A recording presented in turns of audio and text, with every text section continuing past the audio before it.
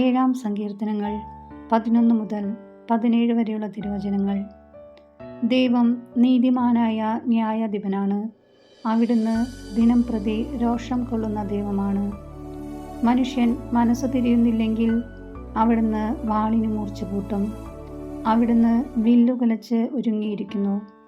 അവിടുന്ന് തൻ്റെ ശരങ്ങളെ തീയമ്പുകളാക്കി മാരകായുധങ്ങൾ സജ്ജമാക്കിയിരിക്കുന്നു. ഇതാ, ദുഷ്ടൻ തിന്മയെ ഗർഭം ധരിക്കുന്നു, അധർമ്മത്തെ ഉദരത്തിൽ വഹിക്കുന്നു, വഞ്ചനയെ പ്രസവിക്കുന്നു. അവൻ കുഴി കുഴിക്കുന്നു, താൻ കുഴിച്ച കുഴിയിൽ താൻ തന്നെ വീഴുന്നു. അവൻ്റെ ദുഷ്ടത അവൻ്റെ തലയിൽ തന്നെ പതിക്കുന്നു, അവൻ്റെ അക്രമം അവൻ്റെ നെറുകയിൽ തന്നെ തറയുന്നു.